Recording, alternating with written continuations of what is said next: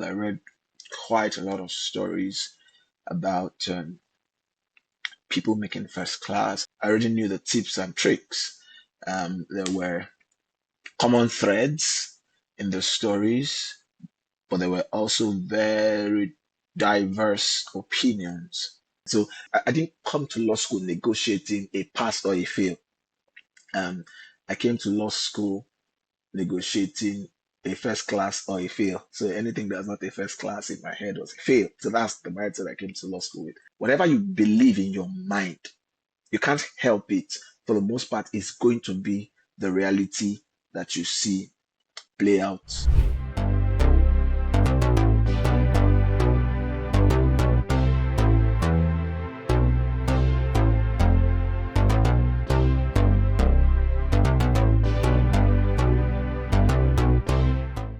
My name is Abraham Otene. Um, I attended the University of Nigeria in Suka, and I graduated with a second class honors upper division. Um, I like to say that I got very close to making a first class, but I was very unserious in my early days of university in precisely first and second year. So I got progressively serious um, in the latter years. Yeah, but I came close to making a first class, but I guess it was still late when I became serious. Um, I proceeded to the Nigerian Law School, Kano Campus, after my university, and upon the conclusion of the bar finals and the release of the results, I discovered that I made a first class, and I was subsequently informed that I was the best graduating student from Kano Campus. It was sort of interesting, um, but not exactly surprising.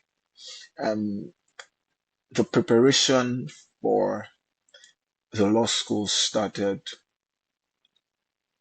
before I got into the law school. So, because of how close I came to making a first class from the university, and how, you know, I think that in the university I'd come in because of what we had heard, how how it was really not possible to make a first class from UNN at the time. So I just, okay, let's just do the best we can. Only when it had become too late to work hard enough, then people started making first class frequently. I was like, oh, so somebody deceived us, right? So I honestly hoped I could clinch one. I think the difference in CGPA was just 0.11 or something. So that disappointment, I plowed it into preparation for the law school. I read quite a lot of stories about people making first class. I think at the time, making first class was just the numbers were shooting up. It was around that time. So people started collating their stories, and I read quite a lot of the stories, maybe 3 or 4 years prior, quite a lot of the stories I could find online. So I already had a mental picture I already knew the tips and tricks. There were common threads in the stories, but there were also very diverse opinions as to how people pulled it off. So I had sort of a big picture um, of how to go into the law school. So when the posting came out and I saw it was Kano, I didn't spend a lot of time mourning my fate, because I had already mentally prepared um, from the stories I'd read it had helped me understand that there was not a lot of time to mourn your fate. You have to hit the ground running immediately. And that there was no special campus. So I didn't spend any time, oh, this is not where I want to go. I would rather have gone to Abuja. I just, this is it. It's time to get into it. So I guess it was the um, reports, stories. I read quite a lot of them before the posting was out. So it sort of gave me a head start into the law school. And the law school was interesting in many respects. It was first, I was the farthest that had gone from home, having been um, born and raised in southwest Nigeria and schooled in southeast Nigeria. So going up to northwest Nigeria was the farthest that had gone from home. Um, it was not too strange, anyways, because again of the stories I'd read about the various campuses. So I already had an expectation of what um, the campus looked like or what to expect from the campus. And maybe again, I didn't have a lot of expectations, right? Because uh, I had quite a store of knowledge that, look, it's not the best of places, but um, you can make it work if you want to. So I went with that proper mindset. I positioned my mind to expect whatever um, I saw from the campus. Um, so when the posting came out, I think the posting came out just a few days before we had to travel. Um, I remember when the posting came out. I remember the I was in my family house at the time. I was just I had a bit of struggle, and because I sort of had a very deep knowing that I was not going to get Abuja, and it started from when I was filling the form. Right, I I wanted to go to Abuja badly, but I sort of had that deep knowing that I was not going to go to Abuja, that they were going to throw me to somewhere that was not Abuja, right? Um, it was very palpable, right? When I was filling the form. In fact, I almost stated that I had allergies so that it would give me my choice, but I knew no, that would be violating both my moral and spiritual values. So I already had that sense. So when the posting came out, Kano, okay. But I was just taking a walk that afternoon, just walking, and it was a very it was a very interesting experience. I was just walking past a church, a very popular church in Nigeria that was having a convention at the time. I was just walking past the church and it was open so people could go in. I was just walking past and I just heard the minister say, "This is the place," and it seemed as if that was God's voice jumping out of the speakers and hitting me. I was like, okay, that's fine. So that that helped. So there's one thing to say, okay, anything that happens, I'm ready for it. But it's another thing when it now happens to really test whether you are ready for it. So that experience just strengthened my conviction that yes, this I had already had the sense that this was going to happen, and now that it had happened, this is really the place to be, right? And I left Lagos with that um um word this is the place. So as I stepped in front of the gate, I remember very clearly as the bike dropped me in front of the gate, those were like the first words that came out of my mouth, and this is the place, right? So as I was stepping into the campus, back out that campus. The memory is very clear in my head. I was like, this is the place. And got in, quickly settled down and started reading.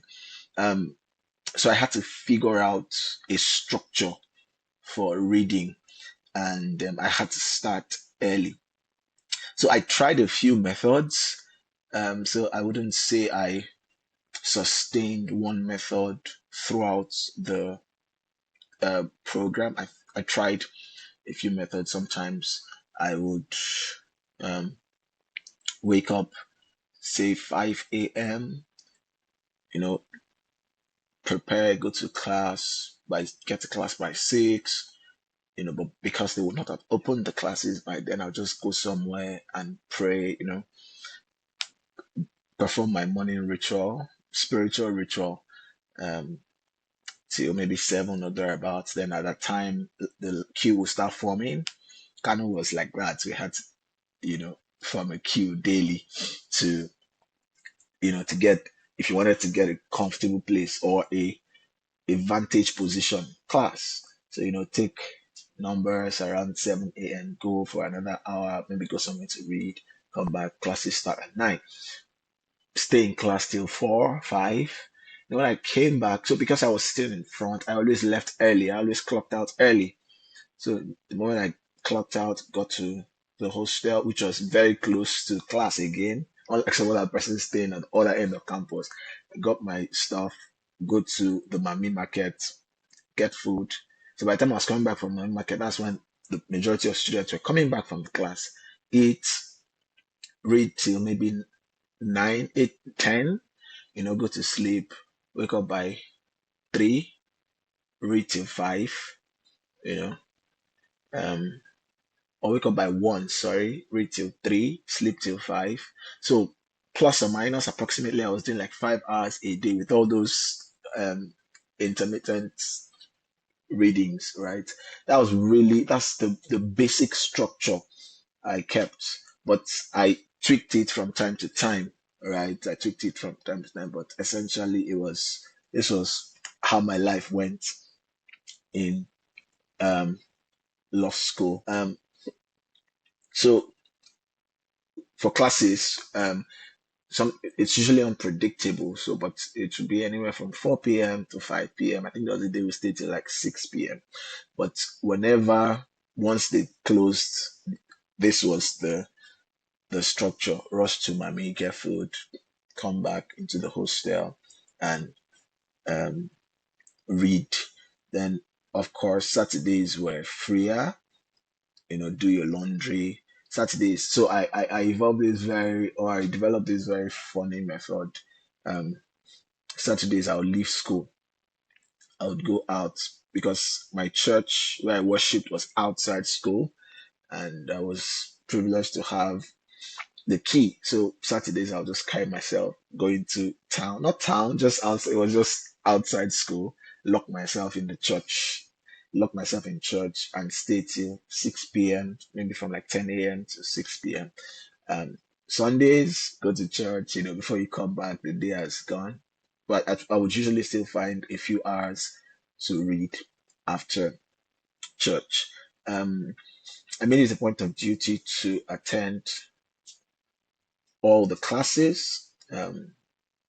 I don't remember missing class for a day because I don't like being on the wrong side of legal or societal expectations.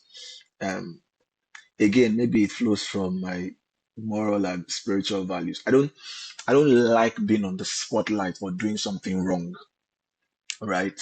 I don't like somebody looking at me that, oh, he did something wrong. So because they could somehow, you could be caught if you're in the hostel, if you are not in class. It was just easy to wake up and apply myself to go to class. So I was always in class um, throughout the program. In fact, later I was hearing that some people locked themselves in their rooms. I was like, you know what? It's better to have rest that I'm where I should be and not have to deal with, oh, what if I'm caught? And, you know, I also was privileged to um, have a study group. So in law school, of course, being in study groups was mandatory, right?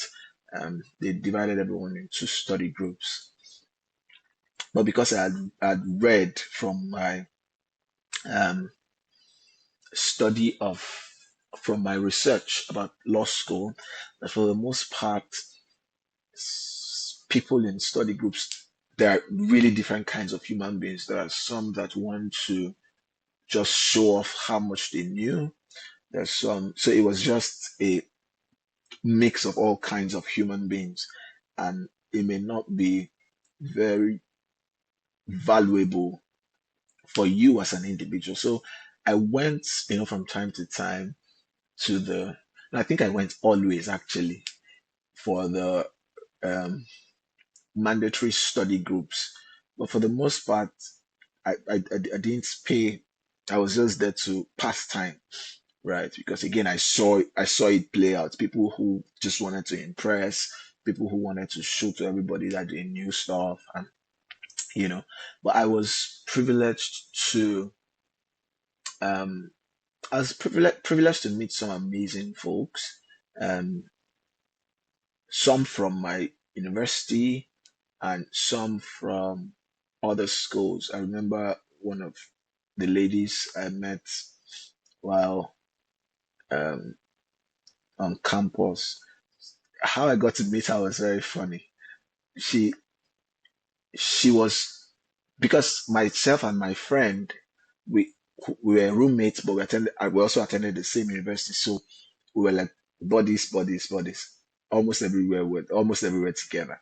So because we were always sitting together, once classes were over, we rushed to Mami Market to get food. So I was always seeing this lady either going to Mami Market, either coming back. She was either coming back from Mami Market when we were going, or she was going when we were coming. I was always seeing her, and we're always going to the same um, um, um, canteen or whatever it is called. So she had this very calm demeanor around her. I was like, oh, this person may be an interesting person. So I struck up a conversation with her, and it happened that we shared um, some similar values. So when I started talking with my friend about having a study group of a few persons, I reached out to her. She was like, oh, that's fine. So she reached out to one or two other persons who joined us, but we made it a small group of people who were responsible. We gave ourselves very strict responsibilities, but we made it possible for anyone who wanted to join. So it was like this is the group, these seven of eight of us. I'm not sure now. If anyone wanted to join, they could come, but we spell out to them our terms and conditions. So it was a very strong group, and it was super helpful for the work we had to do in law school. So I recommend study groups. Maybe not the ones that everyone was mandated to join, but if you can have a small group where you share the vision, we share the vision clearly. We're not here to impress anybody. We're not here to show off. We're here to help each other. And when the matters, we set rules, right? When the conversation wanted to degenerate into argument, we'll note the issues and mandate somebody to ask the lecturer the next time the class came up. So we had very strict rules that governed our relationships, and it was very helpful um, in the long run. So I wholly recommend it. But of course, it has to be people that share the same values, people that share the same perspectives, and people that are willing to be governed by the same rules. So I had, like, I mean, I just said it, talked about friendships. I had my buddy who was my roommate. We came from the same university. We were really very close. Then this group of 7 or 8 persons, they were also friends, but for the most part, the friendship was really about our books, our study. Of course, we throw jokes from time to time, but for the most part, what we did was really about study and our books and all of that kind of stuff. Nothing really personal for the most part. Um, Of course, it's necessary to make friends. I still have these people as friends. Um, During call to bar, we met up, and had some nice time together. Just 1 or 2 days before call to bar, I still keep in touch with these folks. One or two people are scattered in different parts of the world now, but we still, from time to time, we still keep in touch. So, of course, some of the friendships will last, but because the friendship was based on shared values, shared principles, it was easy for the friendships to become long lasting friendships and to go beyond law school. Um, to the romantic side, I have not I talk a lot about my moral and spiritual values, right?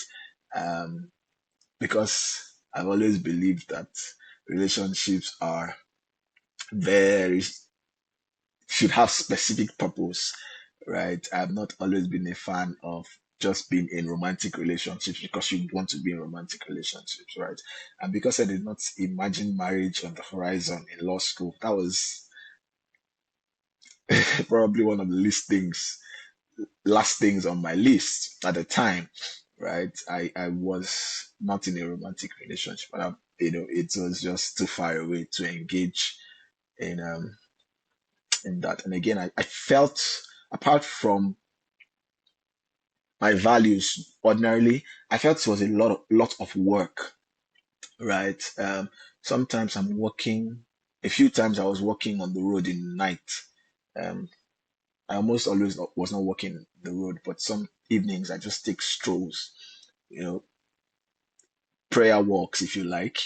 Um, I would see people clustered together, and I felt that was a lot of work I could not afford. So it wasn't anything I was interested in. Uh, I guess it paid off. I I I did a lot of reading. I think law school was really about the books for me,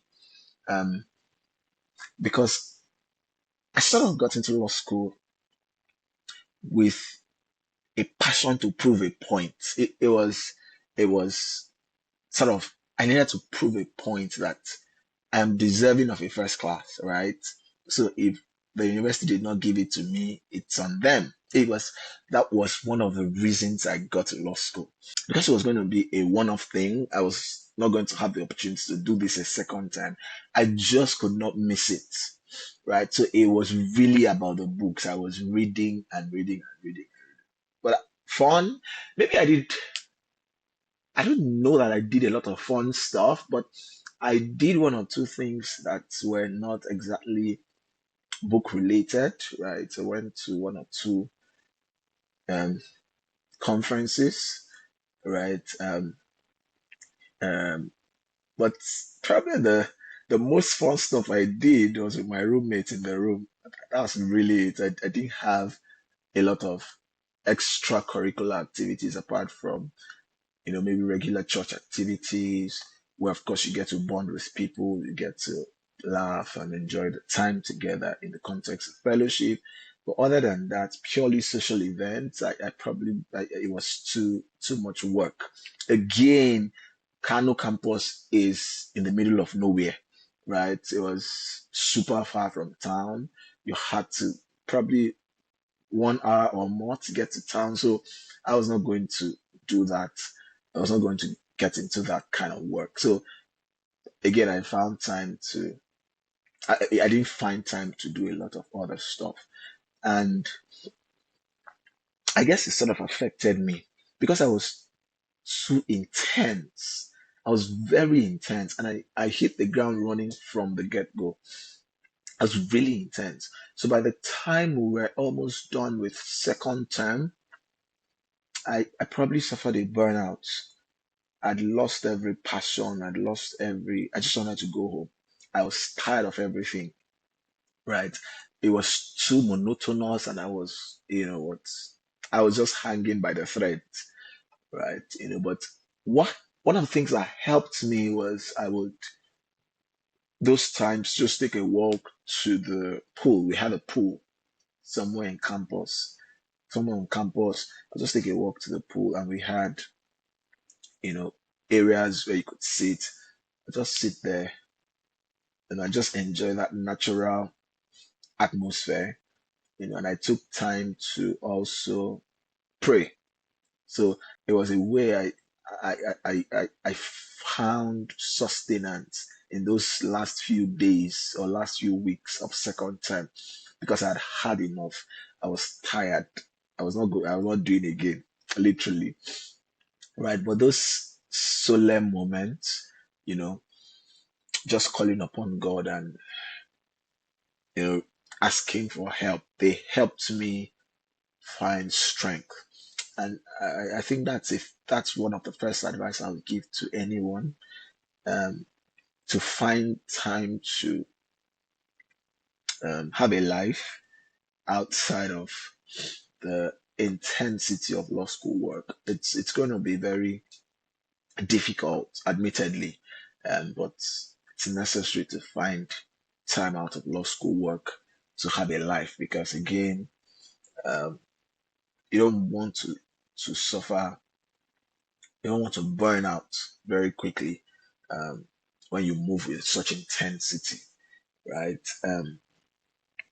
But of course, it's necessary to draw the balance. One of the wisest counsel I got before I went to law school was the word someone told me that this is, um, you just have once to do this. So you can as well do it well. You can as well apply yourself, right? So I didn't come to law school expecting, I didn't come to law school negotiating a pass or a fail. Um, I came to law school negotiating a first class or a fail. So anything that's not a first class in my head was a fail. So that's the mindset I came to law school with. So I was intense. So um, I would advise anyone to find time to do other things, rest well, um, um, have time to eat well, because people's health began to fail them at some point. So eat well, rest well, and find a community to draw strength from. But again, always remember that you're going to do this just once. So if you need to apply yourself, please apply yourself. If you need to stretch yourself, but do it within healthy boundaries. And I guess it paid off. After writing the exams, I, you know how the brain works. The brain has the capacity to amplify the the errors or the mistakes. So my brain was amplifying the one or two things I didn't do well, the one or two things the one or two questions I didn't answer well. Again, I didn't finish any of the questions, any of the subjects. I think it was only ethics I finished the last day because one of the things I did, in hindsight, I don't know if it was the wisest thing to have done, but I think it helped me in some regard. I'll go through all the questions on the question papers, note cases, note principles. For the most part, that took like 15 minutes out of every exam. So I was attempting the exam in 2 hours, 45 minutes or less. So I didn't finish any of the questions, any of the subjects. It was, I always had two or three sub questions that I had to rush through, right? So that also affected me, and probably I would have um, done better in preparation. Then I would say for the MCQ, I got counsel from one of the most amazing people in my life when I was going to law school. Um, she had gone to she went to law school before me, and she was like, you know what, practice for speed. Um, so I was practicing MCQ for speed. So like, don't just practice for accuracy, practice for speed. So I was practicing for speed, right? And before I stepped into the exam hall for the MCQ, I was finishing the MCQ in like 40, 45 minutes. I'd mastered it to that extent. From 1 hour, I was pushing down. So I was finishing it in like 45 minutes, 40 minutes sometimes, and that was super helpful for me when I got to the exam.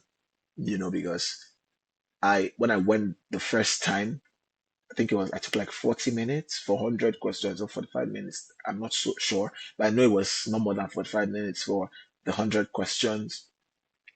Then I now relaxed and went back to see the one or two questions I had left, I'd skipped. So what that did for me was when I came out of the exam hall and people were like, "Oh, I didn't finish. Oh, the time was not enough." I was just looking at them. I could not relate because I got that heads up and I'd been practicing for weeks. I'd been practicing for speed and reducing my response time to the MCQ question. So it's one thing I would tell anybody um, who is preparing for the bar exam. So I'd gone for service year when I checked the bar the results. I remember clearly I was in camp that morning. So news had gone around that the results would be released over the night.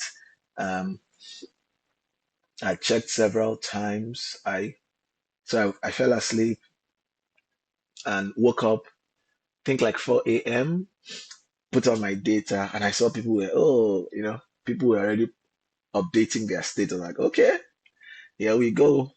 So I checked with my phone and screamed, which is very unlike me, right? I guess I was overwhelmed. I screamed, and everyone in the room woke up. Like, this is NYC camp. Who is having a nightmare? So people came around. What happened? What happened? Like, I made a first class. So the whole room was oh, congratulations, congratulations. That was how.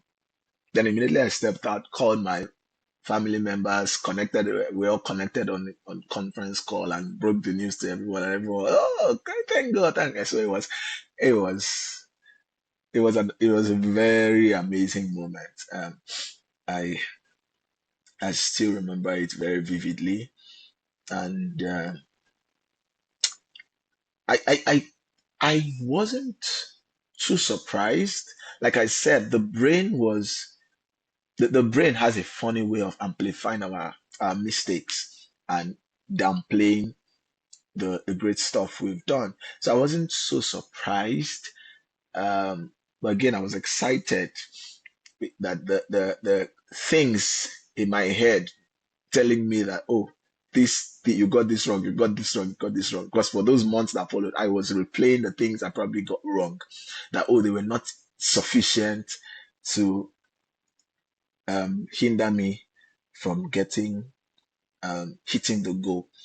I So when we went to Abuja for clearance, you know, I started getting an inclination that, okay, maybe I did very well, because first my clearance was on one of the earliest days, right?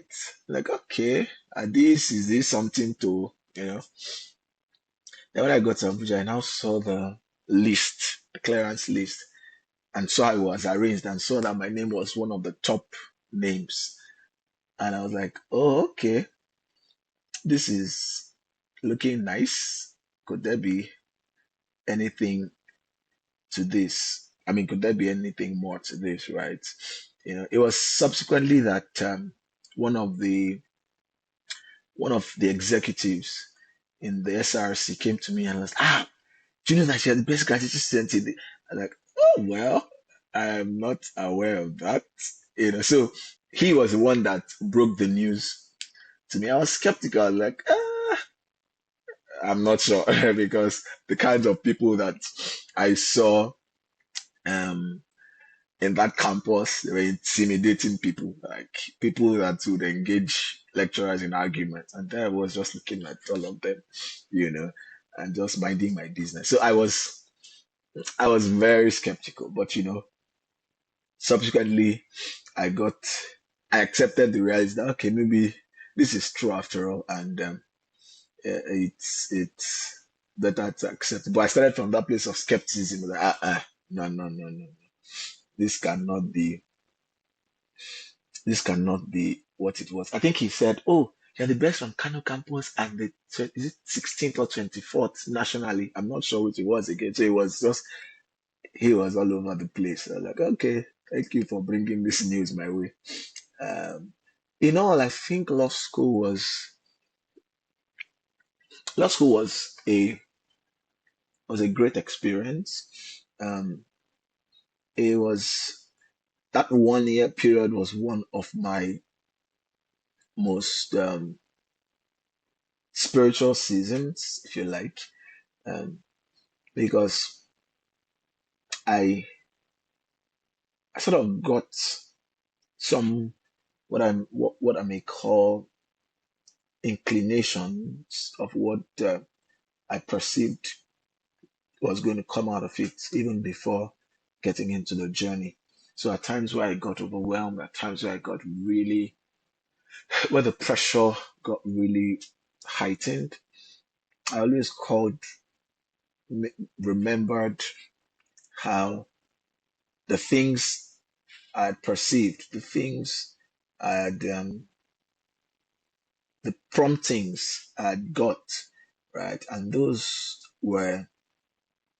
those experiences helped me draw strength for the journey. So I guess it was a very important season for me in life. Um, the friends I made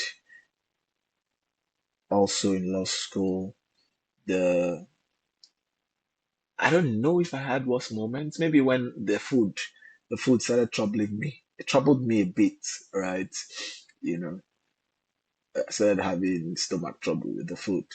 And maybe that was really it. But I was grateful to God that it did not degenerate into something worse, right? It just stopped very quickly and I got used to it. But other than that, I think it was generally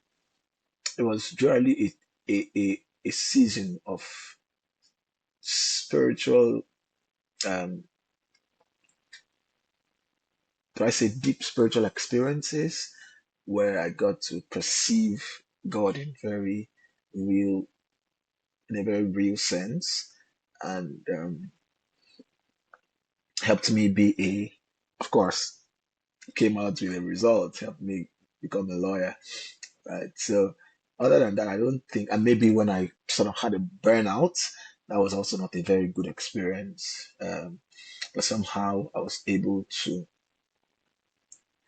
pull it off. So, is law school overrated? I am very careful to attack systems as overrated, because the systems help build character. Systems generally help build character, right? And no system is perfect. And when we say something is overrated and we're ready to tear it down, the follow-up question will be, what are we going to have in its place, right? Does it have its flaws? Of course it does. In fact, I've been an advocate for um, a more practice-based system of law where instead of doing 6 years in school, you could do 2 or 3 years, learn the fundamental areas of law, and you go into law firms and learn the practice area of law. I believe that the 2 or 3 years you learn in school, you can learn everything about law substantively, right? Then the 2 or 3 years you put in law firms, you can learn everything about the basics about procedural law. So instead of doing 6 years in school, you can do 3 years in school and 3 years in training, right? That's always been my idea of, because again, I see that, oh, coming out of law school, there's still not a lot that I know. But I don't look at it from the angle of, oh, law school is going to make me the lawyer or a lawyer or have the same value as a lawyer of 30 years. That's not possible, right? But I think it is the discipline that helps you build. It's the character it helps you build. It is the capacity for perseverance and persistence. I think that's what systems help build character. And I think really that's what is important, especially if you're going to go into law school. So yes, maybe it's overrated in the procedure, But I will not be quick to say tear it down, because what alternative are we putting in place? And will it help build character as the law school is able to help build? So I think it's safe to leave it open-ended and yes, say, okay, maybe there are things we definitely can amend, but should we tear it down completely? I wouldn't be quick to say we should.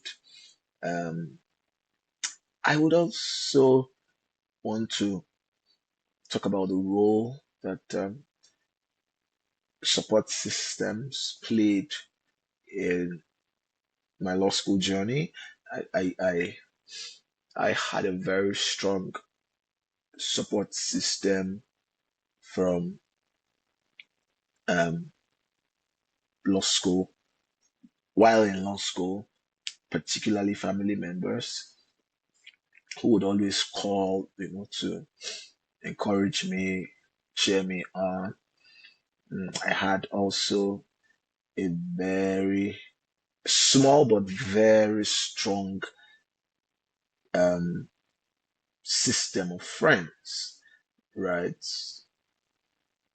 If you had gone through law school, so they had the benefit of hindsight.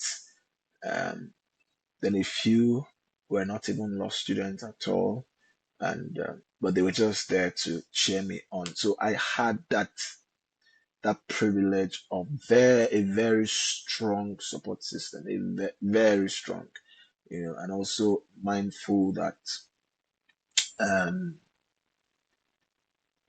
they were praying for me, they were calling to encourage, to remind me that don't worry, this will be over, do this, try this. Once or twice you just get calls, random calls from a friend or a family member, just pray with you, just strengthen you.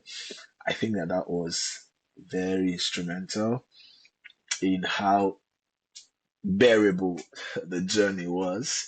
Um, and I would say that everyone going to law school ought to have um, similar support systems that you can always fall back on to, hold your hands when the going gets tough. I'm not sure I did a lot of, I think I did a few review of success stories while I was in law school. The bulk of the success stories I did read about were before law school. So I got enough arsenal to venture in. So while in the game, I did not need a lot of knowledge again because I'd already accumulated quite a substantial bit. Um, I read stories from all over the place. So I'm not exactly sure if I stumbled across Young VIP TV. Um, I mean, I don't even remember any of the websites I saw the stories, but I was law school stories. Once I get to any website, I just go to the stories, go to another website, go through all the stories. So I'm not really aware of all the platforms I accessed stories from people. But yes, I was super inspired by the stories I read on platforms and such as Young VIP TV, and I would very gladly recommend those stories because there's some proverb about when you're going down a certain path, wisdom suggests that you ask those that are coming from that path, right? So that was something I knew, and I was happy to jump on every interview I could find on the internet. And of course, I would gladly, um, I would gladly recommend these kinds of platforms. Again, one of the things that these platforms will help you discover is the individuality of the interviewee. And that's very important because as I looked at the various interviews, I began to see that, oh, there is no hard and fast rule to this stuff, right? Um, so I was not jumping on every bandwagon. So sometimes there was a timetable that was circulating. Oh, this was the timetable I used for externship. I had this because people were jumping on that, sharing the timetable. I looked at it, I was like, I'm not doing this because I was privileged to have read a lot of stories. I've encountered a lot of interviews where people had used all sorts of methods. I was like, you know what? I can use my own method and be just fine. I don't have to change myself fundamentally just to because you believe that this is the method that works. That method is just one of the many methods that could work. So it helped me be comfortable in my individuality, right? And one of the things that also helped me do, because I was a note kind of person at the university, but I was like, am I going to make notes in the law school? I had a very frank conversation with myself. Am I going to make notes in law school? What does that even look like? What does that mean? Am I going to be copying the whole of the textbook? Because really, what are you going to leave out? What are you going to put in? Am I going to be copying the whole of the textbook? But I'd seen people who said, look, they didn't make notes and they were just fine. So it was like, okay, maybe I don't need to make notes. Maybe I can pull this off without making notes. And I didn't have to make notes. Again, one of the questions I asked myself was, okay, I'm going to be a lawyer. I'm going to be practicing.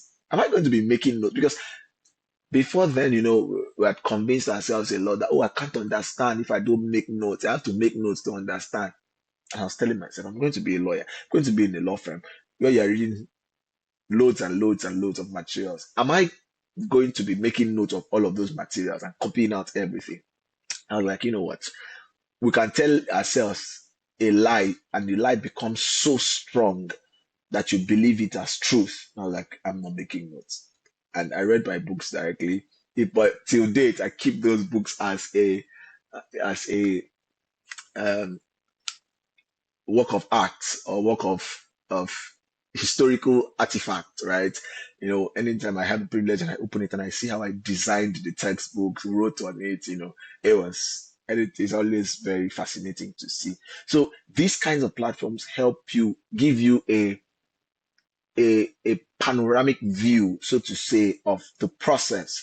That you can make your own decisions as it fits your individuality. And I would definitely, definitely, definitely recommend it.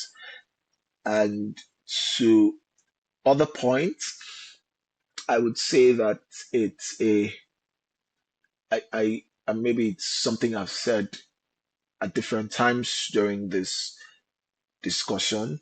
Um, is the fact that I went with God and held Him very strongly, not because of law school, but because I had a relationship with Him prior to law school, and it was super helpful for that relationship was super helpful for drawing strength, for drawing confidence. It was helpful in my own humanity, right? And I would, be very happy to say, oh, that's a relationship that will be helpful in your law school journey. And of course, in your journey of life generally. I would also say that your mind is a very powerful force. If you believe something and believe it very strongly, your actions will begin to align with that thing you believe, and it's going to come into reality. So when we went for externship, I was with some people somewhere. They were like, you know what? This law school syllabus, nobody can even finish it. Me, I'm not going to kill myself. I'm just going to do what I can do.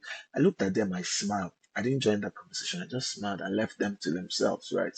Why? Because at that time I was almost done with the syllabus, and it was my decision to finish it maybe 2 or 3 times before the bar exams. So this was like the beginning of externship, maybe somewhere in the middle of externship, and you were saying, oh, it can't be done. I'm like, oh, well, good luck to you. I just had a few more topics to go, right? So you have to put your mind in the right place, right? That kind of person would not finish the syllabus, right? It's not a curse because your body will fall in line with what you believe, right?